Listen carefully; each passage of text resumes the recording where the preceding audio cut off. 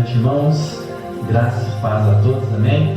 Podeis vos assentar, fiquem à vontade, Agradecer a Deus mais uma vez por essa oportunidade que nos é dada, essa oportunidade de podermos estarmos reunidos em torno da palavra de Deus. Nós amamos a palavra e nós temos buscado meditar na palavra de Deus com bastante seriedade, com bastante temor, com bastante pedindo a Deus que nesses últimos dias nós possamos ter coragem para pregar o verdadeiro Evangelho, que nós possamos ter a coragem que não faltou aos apóstolos, que não faltou aos primeiros cristãos que eram perseguidos e mortos por essa pregação.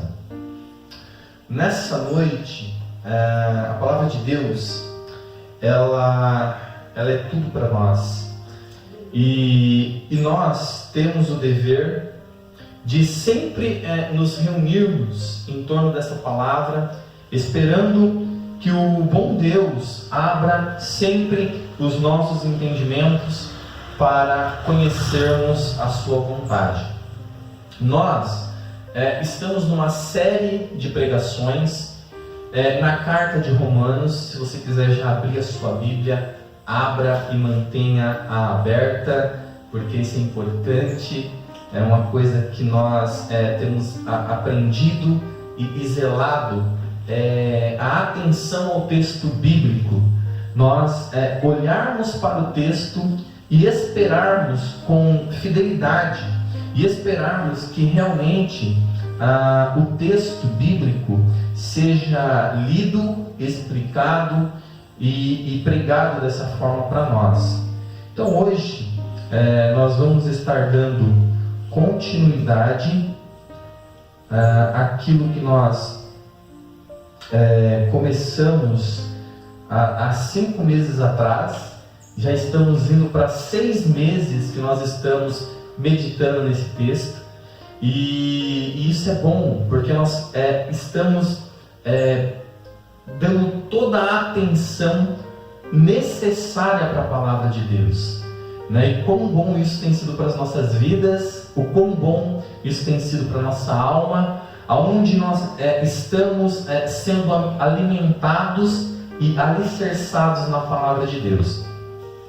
Como nós falamos, nós estamos olhando para o capítulo 1 de Romanos. A nossa intenção é pregar Romanos todo. Porém, esse capítulo 1, ele tem nos dado muitas doutrinas e nós temos crescido pela misericórdia do Senhor nelas. No culto passado, nós lemos os versículos 16 e 17, que diz: não me envergonho do Evangelho, porque é o poder de Deus para a salvação de todo aquele que crê, primeiro do judeu e também do grego, visto que a justiça de Deus se revela no Evangelho, de fé em fé, como está escrito, o justo viverá por fé. Nós estudamos esse texto, nós meditamos nesses textos e nós nos aprofundamos neles. No último culto, nós avançamos um pouco, nós passamos para o versículo 18. E no versículo 18, nós vimos que o apóstolo Paulo está fazendo um contraponto com o versículo 17. Enquanto que, no versículo 17, o apóstolo Paulo diz: não me envergonho do Evangelho, porque é o poder de Deus para a salvação de todo aquele que crê, primeiramente do judeu e também do grego. Aí ele vai dizer no versículo 17: visto que a justiça de Deus se revela no Evangelho. E nós entendemos então que o Evangelho está ligado intrinsecamente com a pessoa de Jesus Cristo. Não existe Evangelho sem a pessoa de Cristo. Então, quando nós pregamos o Evangelho, quando nós anunciamos o Evangelho, nós estamos anunciando Cristo, a sua obra, a sua vida, a sua morte e a sua ressurreição. Dito isto, nós prosseguimos, porque de fé em fé, o que significa essa expressão? Nós vimos também nos cultos passados que a expressão de fé em fé significa que do início ao fim nós somos salvos por fé, somente por isso. Não precisa de nada mais, de nenhum algo além disso, a não ser a fé. E ele vai dizer, como está escrito, o justo viverá por fé. Então nós vimos isso. Então nós aprendemos doutrinas relacionadas a esse texto. E aí então nós partimos para o versículo 18, que diz: a ira de Deus se revela do céu. Aqui é um contraponto com aquilo que ele falou no versículo 17. Enquanto ele diz que, visto que a justiça de Deus se revela no Evangelho, se revela na pessoa de Cristo, agora ele vai dizer para nós que a ira de Deus se revela do céu contra toda impiedade e perversão dos homens, que detêm a verdade pela injustiça, porque o que de Deus se pode conhecer é manifesto entre eles, porque Deus lhe manifestou. Então hoje nós vamos continuar estudando o versículo 18. Hoje nós vamos continuar pregando esse versículo, porque nós vimos que uma coisa as pessoas têm tirado do meio da pregação. As pessoas não estão apresentando o Deus da Bíblia. As pessoas estão querendo ocultar atributos de Deus.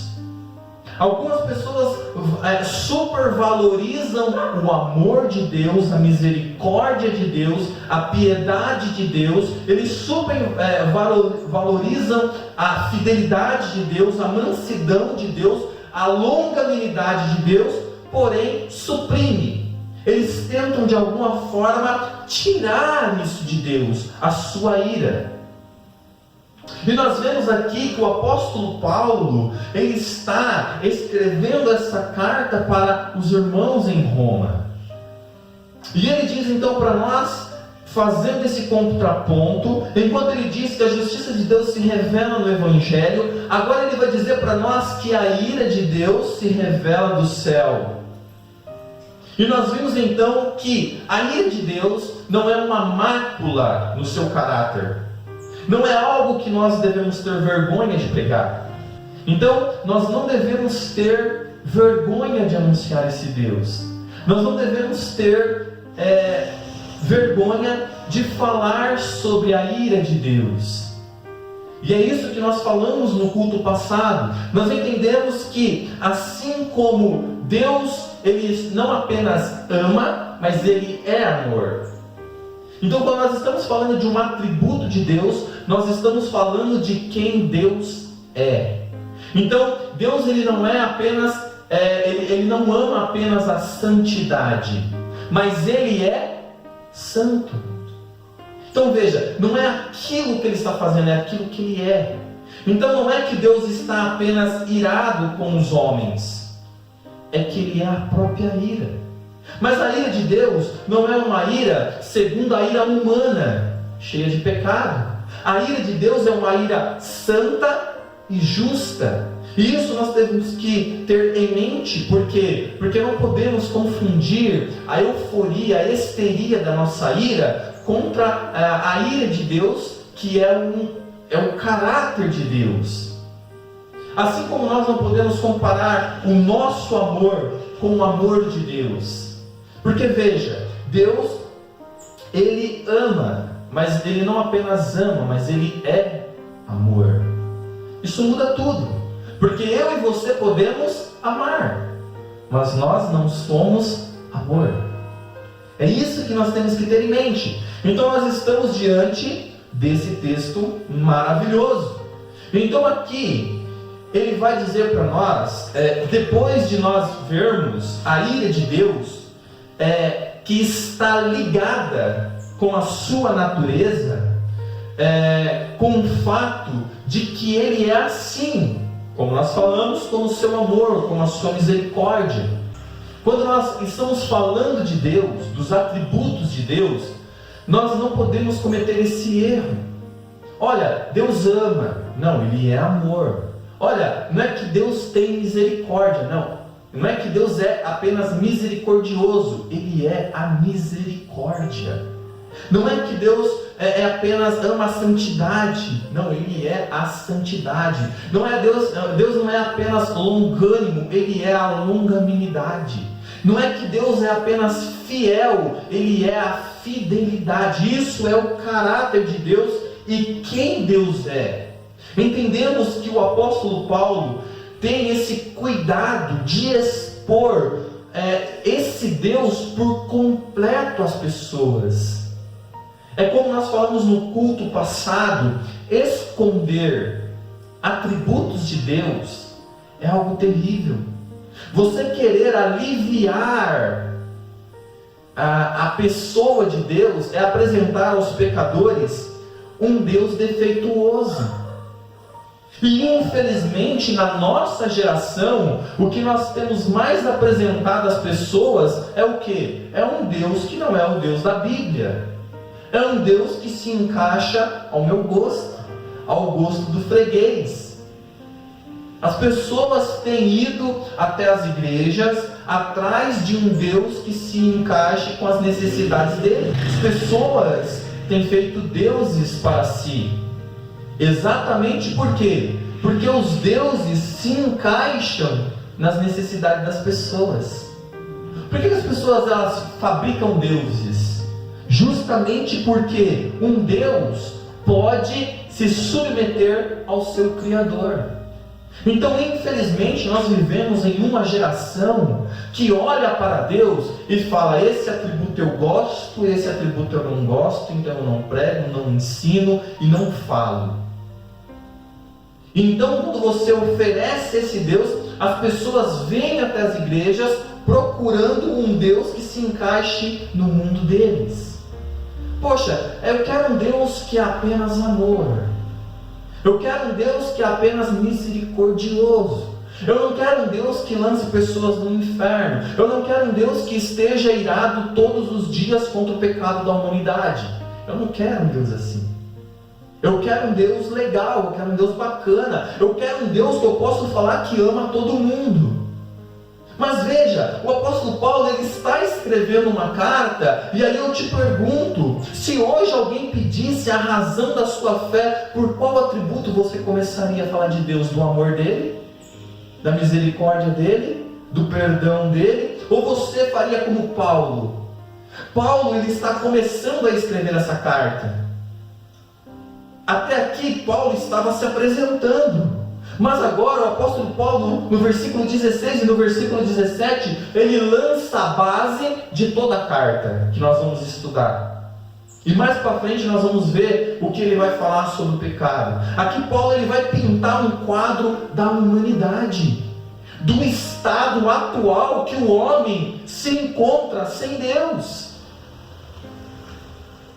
E aqui Paulo, então, ele deixa bem claro a necessidade de se conhecer esse Deus como Ele é. Então, como eu perguntei, se hoje alguém pedisse a razão da sua fé, qual é a motivação de você abrir a sua boca e pregar, o que seria que você pregaria? Um Deus que se encaixa no mundo de um pecador? Ou um Deus que se apresenta como Ele é? E é aqui que nós devemos entender. É aqui que nós devemos prestar e reter a nossa atenção. Por quê? Porque Paulo, ele não se envergonha de pregar desse Deus. Deus também não se envergonha de relatar na sua palavra que Ele é um Deus assim. Mas a nossa geração, a geração de pregadores que tem surgido, são pregadores que desconhecem esse Deus. É como eu falei no culto passado. As pessoas se recusam a vir em um culto onde nós vamos meditar sobre Deus, sobre os atributos dele, sobre quem Ele é, ainda que isso seja a sua ira. ainda que revele a sua justa justiça. O que as pessoas querem é vir num culto de domingo e se sentar e ouvir uma palavra motivacional. O que elas querem são palavras que as façam enfrentar a segunda-feira, no seu trabalho, na sua família, no seu emprego, na sua adversidade. Mas olha que interessante, Paulo ele não está preocupado com isso. Isso não deveria tirar o sono de um pregador.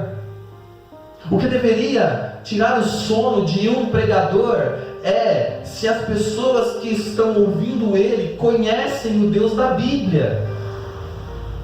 O que tira o meu sono, o que me incomoda, o que me faz ir até a palavra de Deus e vir até você hoje nessa noite, o que me motiva a pregar é trazer esse Deus como Ele é. É por isso que Ele diz, eu sou o que sou. É por isso que Ele diz, serei o que serei. É por isso que Ele é o único Deus entre todos os deuses que não é feito por mãos humanas, mas é um Deus que se apresenta para os seus servos. E aqui é onde há o choque de realidade com os pecadores. Veja, toda a palavra de Deus, quando nós vamos estudar, quando nós vamos ver, todas as pessoas que tiveram contato com Deus, é Deus se apresentando. Não é um Deus que se deixa ser moldado.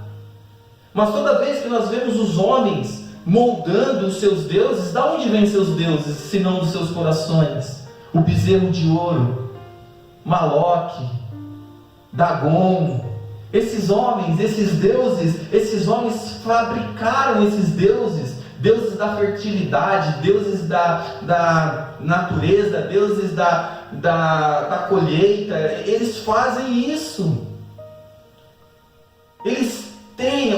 João Calvino diz que o nosso coração é uma fábrica de fazer ídolos. E então nós estamos aqui, Paulo ele está preocupado. A primeira coisa que Paulo vai relatar para aqueles irmãos é: olha, eu quero falar sobre esse Deus, eu quero falar sobre essa justiça, eu quero falar sobre o Evangelho, e eu estou preparado a pregar o Evangelho em Roma, em qualquer outro lugar. E por onde que ele começa? Do céu se revela a ira de Deus contra toda impiedade e perversidade dos homens, que pegaram a verdade de Deus e transformaram em injustiça. Olha por onde Paulo começa. E quando nós olhamos as pessoas na Bíblia, eles começam assim também. Veja João Batista, veja o próprio Jesus, veja Pedro, depois do Pentecostes, a primeira pregação, ele expôs a palavra de Deus. E quando ele estava expondo a palavra de Deus com fidelidade, foi o sermão inacabável de Pedro, porque no meio do sermão os homens perguntaram: o que faremos nós? O que nós temos que fazer? Você nos chamou de raça de homicidas, porque nós matamos Jesus. Você nos chamou de pecadores. Você, Pedro, disse para nós, cheio do Espírito Santo, que nós matamos o Filho de Deus. O que faremos nós? E Pedro então diz: se arrependam e creiam. Então isso aqui tem que ficar muito bem claro para nós. Por exemplo, Deus, Ele não apenas ama, como nós falamos, mas Ele é o próprio amor. Estamos falando dos seus atributos, das suas qualidades, do seu caráter. Estamos falando de quem Ele é. Em outras coisas, quando nós estamos falando do atributo de Deus, o que temos que ter em mente também, que seus atributos nunca podem estar em conflitos. As pessoas acham que Deus ele é mutável, e Ele não é mutável. E é aqui que nós temos que entender. Porque quando nós pregamos sobre o amor de Deus, as pessoas acham que o amor de Deus é algo que vai aumentando por nós. E não é. É um amor eterno. É um amor que não tem começo, não tem meio e não tem fim. Quando Deus diz: olha, eu amo você, Ele está dizendo: eu te amei desde a eternidade. Com amor eterno eu te amei, com cordas eu te atraí. Mas quando Deus ele diz que Ele está irado contra a humanidade, não é aquilo que a humanidade está fazendo que o deixa irado, mas Ele odeia o pecado. É isso que Ele está dizendo. Ele está dizendo porque a ira de Deus se revela contra toda impiedade. Não é contra algumas impiedades e perversões, não é isso. Mas Ele vai além, Ele está dizendo para nós, então nós temos que entender isso.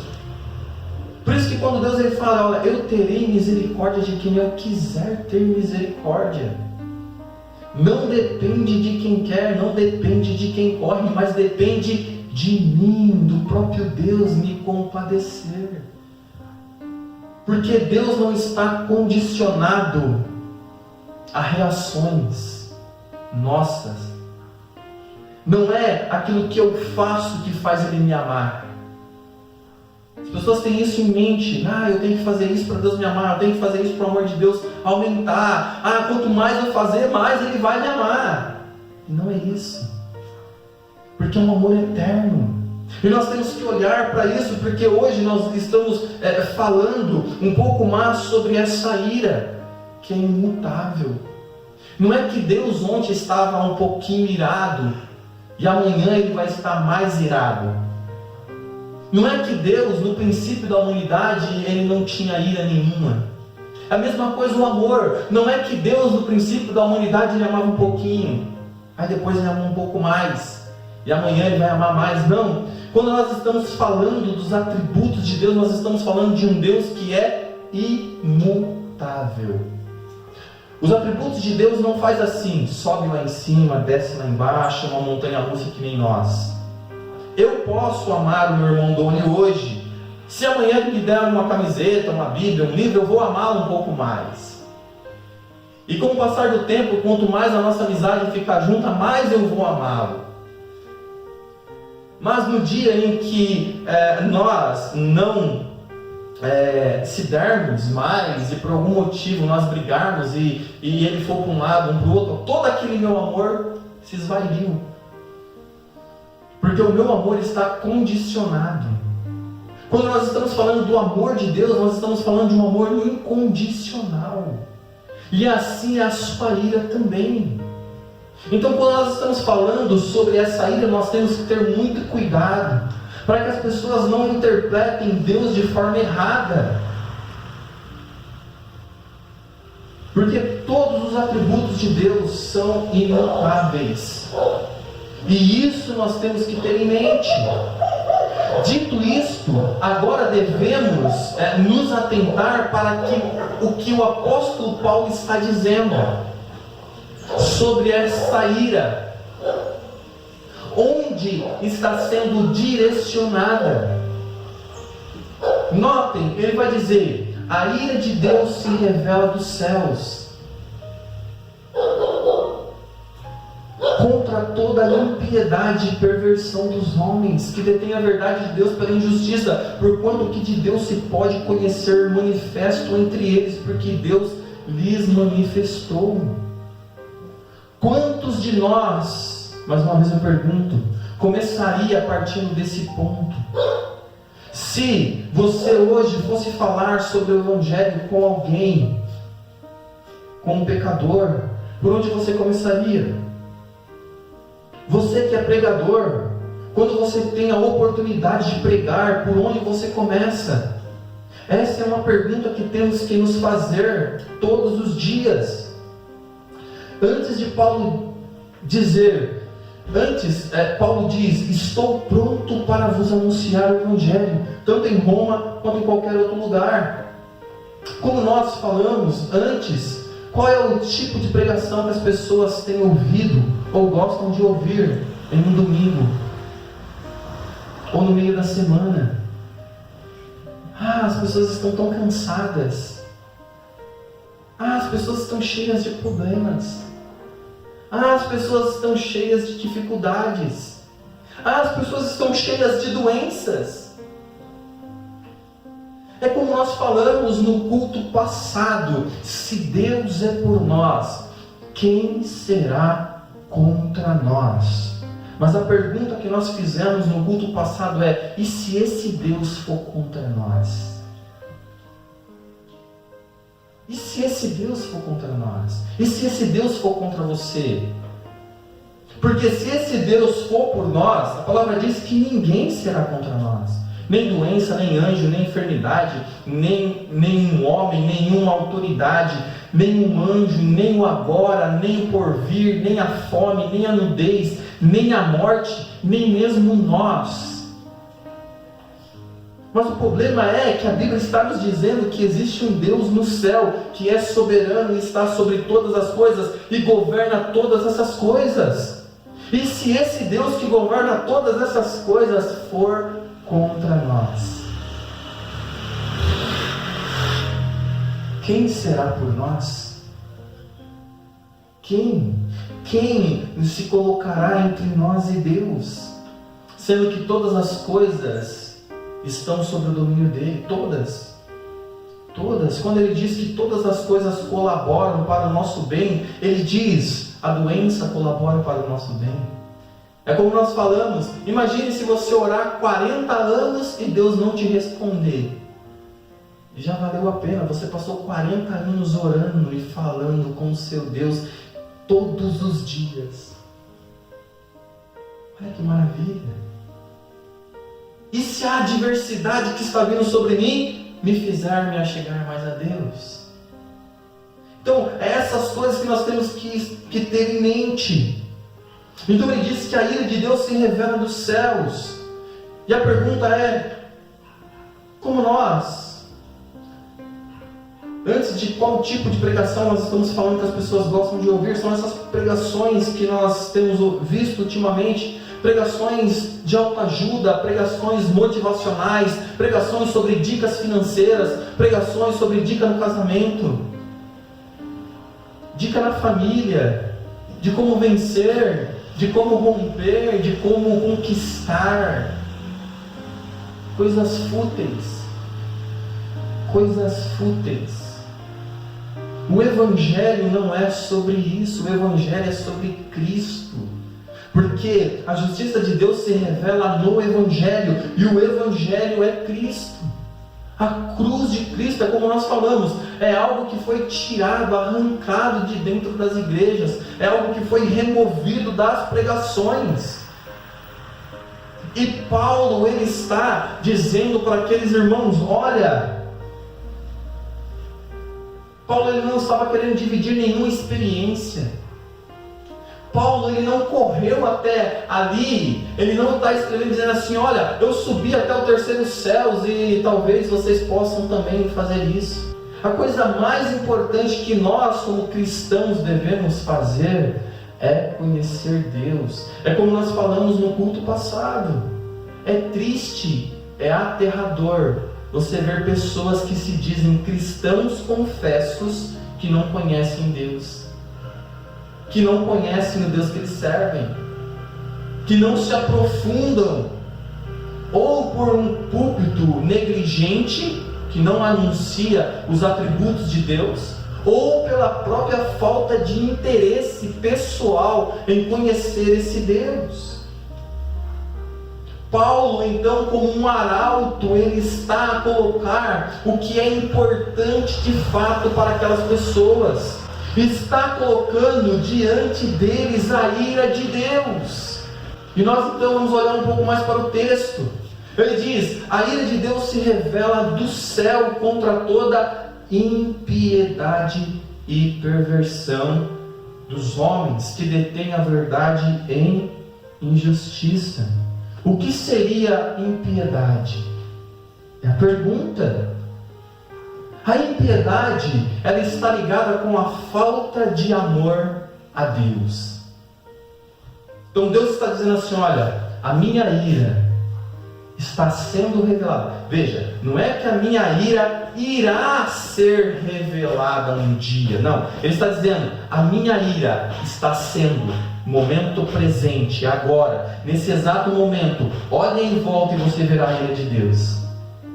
Doenças, catástrofes, tudo isso é a ira de Deus que está sendo revelada nesse exato momento sobre os homens. que não amam a Deus. Isso é impiedade. Então Deus não é... Há um dia do juízo final. É outra coisa também que sumiu de dentro das igrejas. Parece que ninguém mais vai se apresentar diante do tribunal de Deus. Parece que ninguém mais irá prestar contas um dia diante do grande trono branco. Parece que não. Parece que aquele dia terrível nunca mais vai acontecer. As pessoas estão acomodadas em seus pecados. As pessoas estão acomodadas com o seu modo de viver, com o seu modo de servir a Deus. Mas ele está dizendo que é contra a impiedade, isso é, falta de amor a Deus e às coisas sagradas. Quanta negligência nós temos visto nesses últimos dias. E Paulo está dizendo para aqueles irmãos, há 2000 anos atrás, amados. Ele está olhando ali e está dizendo, olha, a ira de Deus está sendo revelada contra toda impiedade, contra toda a descrença. A impiedade também pode ser entendida como descrença. Veja como está a nossa geração de pessoas. Desacreditam em tudo. E infelizmente a igreja tem prestado esse desfavor à humanidade. É tanta picaretagem, é tanta pilantragem, é tanta coisa que não é o Evangelho sendo anunciado nas televisões, nos rádios, nas redes sociais, que envergonham o Evangelho. E quando nós estamos falando de coisas que envergonham o Evangelho, você sempre tem que ligar o Evangelho a Cristo. Porque o Evangelho não está desassociado com Cristo, está unido. Então veja, toda essa falta de amor da humanidade, as coisas sagradas, toda essa falta de interesse por Deus, é sobre isso que a ira de Deus está sendo revelada, contra toda irreligião. A falta de humanidade e compaixão. Veja, alguém está brigando, ninguém separa, todo mundo pega o celular para gravar. Está acontecendo um incêndio, ninguém corre para apagar, mas todo mundo pega o celular. Há uma compaixão. As pessoas estão sendo desumanizadas. A pessoa está passando mal, eles pegam o celular, eles não socorrem, mas eles gravam. A nossa televisão que nós temos, os jornais são sensacionalistas. Só desgraça em cima de desgraça. Veja tudo isso tudo é a ira de Deus que está sendo revelada agora, hoje, nesse exato momento. Desumanidade, malignidade, isso tudo é impiedade. Só que ele diz impiedade e perversão. O que significa a perversão? Significa que ação ou efeito de perverter, de contrariar as leis da natureza e da vida moral. Alteração que, sendo de teor psíquico, perturba uma função normal. Estado da pessoa que apresenta devassidão, obscenidade, isso é, perversão sexual. Olha como está isso hoje em dia. Essa coisa que está crescendo desenfreadamente na nossa geração. No homossexualismo. Veja, é sobre isso que o apóstolo Paulo está dizendo. Ele está dizendo que essas coisas Deus está irado. É contra essas coisas que a ira de Deus se revela no céu. Olha a nossa geração como está. É uma geração ímpia e perversa. Igrejas, pastores, entre aspas, que hoje estão querendo mudar a Bíblia para fazer um evangelho inclusivo. Estão aceitando esses tipos de coisas. Estão trazendo para dentro das igrejas só para ter números, só para atrair multidões. E por que as pessoas vão até lá? Porque eles removem a ira de Deus. Eles removem, eles não querem um Deus irado, eles não querem um Deus que é justo, que é santo e que condena pecadores ao inferno. É outra coisa também que sumiu das mentes dos cristãos, o inferno, como se ele não existisse. Mas hoje, nesse exato momento, a cada segundo, milhões e milhões de pessoas estão caindo lá, nesse exato momento. Essa realidade está sendo apresentada para milhões e milhões de pessoas que desacreditam no inferno. Para o inferno existir, você não precisa acreditar. Ele existe.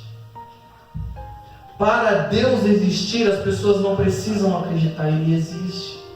Para esse Deus que está irado contra toda essa perversidade, contra toda essa impiedade, não precisa os homens pregarem. Esse Deus está irado contra essas coisas. Só que é triste você ver pessoas enchendo igrejas, enchendo templos, mas não sendo apresentadas a esse Deus que está irado contra essas coisas. E nós vimos o apóstolo Paulo aqui, então, ele tomando todo esse cuidado para levar essas pessoas diante desse Deus, para mostrar para eles que há algo aterrador, algo assustador esperando no final da vida. Aqueles que não estiverem em Cristo, porque veja, ele diz que o Evangelho, a justiça de Deus se revela no Evangelho. A única forma de eu e você sermos salvos, justificados, é quando nós ouvimos o Evangelho.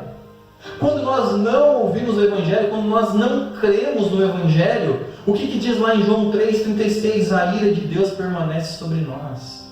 Todo aquele que crê tem a vida eterna, mas todo aquele que não crê, a ira de Deus permanece sobre eles.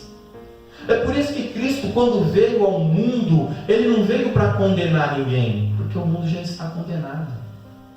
Ele veio para salvar, Ele veio para dar vida, Ele veio para resgatar alguns da maneira vil, da maneira ímpia de viver, dessa perversidade, dessa perversão que cada dia aumenta mais. Crianças sendo sensualizadas, coisas terríveis acontecendo, e as pessoas batendo palma para toda essa perversão, toda essa desumanidade, toda essa falta de compaixão, toda essa descrença em Deus. Olha o que as pessoas estão querendo dizer, olha o que as pessoas estão querendo ditar, o que nós devemos pregar, o que nós não devemos pregar. São as injustiças, toda essa impiedade, toda essa perversão. Eles mudaram a glória de Deus, eles mudaram. Eles aprovam o aborto, eles aprovam o homossexualismo, eles aprovam as drogas. Veja que mundo nós estamos. E nós precisamos, por isso que nós falamos que para pregar o Evangelho é preciso ter coragem. Não devemos estar preocupados com números, mas sim em ser fiéis à palavra de Deus. Como nós falamos, veja que tudo isso que nós estamos lendo, eles mudaram a verdade de Deus em injustiça. Veja que Paulo está falando de duas coisas, mas que elas se unem, porque o homem ímpio, ele é perverso. Ele está falando de impiedade e perversão, mas quando nós olhamos para um jeito do pecador viver, é um jeito ímpio e perverso. Ele não se importa com Deus, ele zomba de Deus, ele ri de Deus. E por que as igrejas estão abandonando a pregação fiel sobre os últimos dias, sobre o arrebatamento da igreja, sobre o céu, sobre o inferno, sobre o dia do julgamento? Por que nós não ouvimos mais isso? Por que isso não atrai as pessoas? Quando foi a última vez que você ouviu falar sobre a cruz de Cristo? Quando foi a última vez que você ouviu falar sobre os céus e as delícias do céu? Os tesouros que nos aguardam? Quando foi a última vez que você ouviu falar sobre o arrebatamento da igreja? Quando foi a última vez que isso alegrou o seu coração? Paz, irmã. Quando foi a última vez? O que nós temos visto, o que nós temos ouvido, são pregadores falando do aqui e agora. E quando nós lançamos luz sobre o céu, sobre o arrebatamento, as pessoas se entristecem. Elas não querem ir para o céu. O sonho dela não está lá. O projeto dela não está lá. O desejo do coração dela não está lá.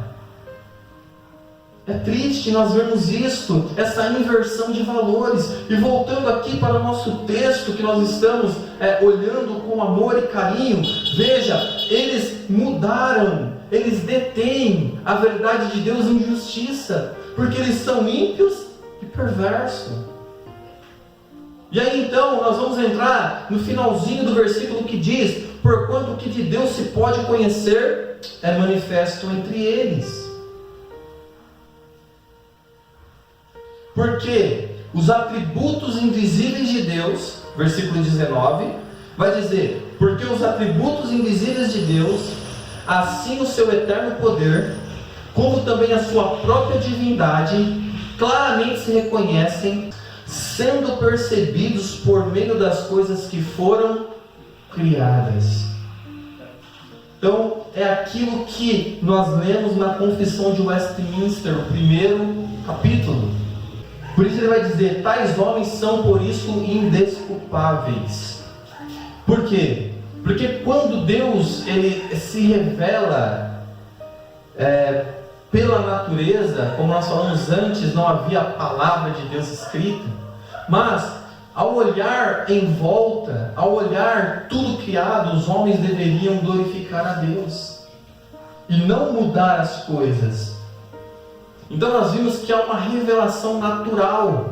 Então nós vemos que o que está acontecendo aqui é que ninguém será indesculpável. Não haverá desculpa. Veja, as palavras que Paulo está usando no começo dessa carta são assustadoras, são espantosas para a nossa geração. Uma geração que desconhece a ira de Deus, uma geração que desconhece a justiça de Deus, uma geração que desconhece a santidade de Deus. Quando se depara com a palavra de Deus, o que eles querem fazer? Tirar isso da Bíblia, eles querem rasgar essas páginas. Eles não suportam as sãs doutrinas. É por isso que eles se cercarão de homens que falem segundo os seus próprios desejos. É por isso que as pessoas colocam a mão nos seus ouvidos e dizem: não nos fale sobre esse Deus que está irado. Não nos fale, por favor, pare de falar. Nós não queremos saber desse negócio de Deus, de religião, que tem que ter mudança, que tem que ter uma postura diferente do mundo. Nós não queremos isso. Vamos alargar a fronteira, vamos alargar as portas do céu. Vamos alargar, vamos trazer mais pessoas, vamos juntar mais pessoas, porque é isso que é importante, é ter números. Para podermos dizer: olha, a minha igreja tem tantas mil pessoas. Olha, eu ontem preguei e tantas mil pessoas aceitaram a Jesus. Isso é terrível. Por que ele fala dos atributos invisíveis de Deus? Porque Deus é invisível. A Bíblia fala sobre a mão de Deus, sobre o braço de Deus, fala sobre os pés de Deus, mas Deus não tem corpo. Ele é espírito. A Bíblia diz que os olhos de Deus estão sobre toda a terra, mas Ele não tem olhos. Pensa, amados, olha o que Paulo está dizendo. Deus lhe manifestou porque os atributos invisíveis de Deus, assim o seu eterno poder, como também a sua própria divindade, claramente se reconhecem desde o princípio do mundo. Por quê? Ele fala isso. Quando você olha para um relojoareiro, quando você olha para uma cadeira, teve alguém que construiu isso. Quando você olha para um quadro, tem um pintor. Quando você olha para as coisas ao seu redor, isso indica que existe um Criador. Essas coisas criadas revelam a glória de Deus aos homens. Revelam esse Deus invisível. Revelam o seu eterno poder. Revelam tudo. E por isso eles serão indesculpáveis. Porquanto, tendo conhecimento de Deus, não glorificaram como Deus, nem lhes deram graça, antes se tornaram nulos em seus próprios raciocínios, obscurecendo-lhes o coração insensato. No próximo culto eu quero me apegar um pouco mais sobre isso, esses versículos. Mas por hoje eu quis complementar aquilo que nós falamos no culto passado. O que nós falamos no culto passado? Sobre o atributo de Deus, a ira de Deus.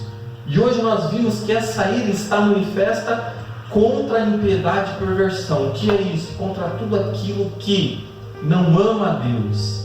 E o homem, tudo que ele faz, tudo que ele pensa, sem Deus, é pecado. Ele vive uma vida ímpia, perversa. Ele vive uma vida que desagrada a Deus.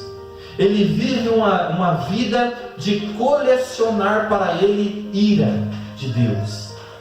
Os homens acumulam ira para o dia do julgamento. Cada dia que nós vivemos sem Deus, cada dia que nós vivemos sem a provisão de Deus, que é Cristo, que é o Evangelho, a justiça de Deus se manifesta onde? No Evangelho. Quando nós pregamos o Evangelho, anunciamos a cruz de Cristo. Quando nós anunciamos a cruz de Cristo, entendemos o que Ele fez por nós. E quando nós entendemos o que Ele fez por nós, a justiça de Cristo é imputada em nós. Então nós somos declarados justos por fé. Veja, não precisa outra coisa. Então, cada dia que nós vivemos sem Cristo, sem estar em Cristo, estamos acumulando para nós ira. Cada respiração, porque quebramos os mandamentos de Deus todos os dias. E nós que já estamos em Cristo, Cristo é a nossa justificação. Ele morreu pelos nossos pecados. Ele ressuscitou por nós. Ele perdoou as nossas ofensas. Ele tomou sobre si os nossos pecados. E Deus matou Ele na cruz para nos dar salvação. O sacrifício perfeito, salvífico, substitutivo de Cristo na cruz. Ele é o Cordeiro de Deus imolado antes da fundação do mundo para nos dar salvação. Evangelho é sobre salvação. É Deus nos salvando dele mesmo. Porque a Bíblia diz que terrível coisa é cair na mão de um Deus Todo-Poderoso. Terrível coisa é cair na mão desse Deus, que pode fazer perecer no inferno tanta alma quanto o corpo. Não devemos temer os homens, não devemos temer as doenças, não devemos temer as feras, não devemos temer os nossos perseguidores, porque eles podem matar o nosso corpo, mas nada pode fazer com a nossa alma. Mas Deus não, Ele tem poder, Ele tem domínio sobre a alma e o corpo de todo ser humano que existe sobre a face da terra. Todo. E Ele faz o que Ele bem entende. E quando Ele nos salva, Ele nos salva por completo.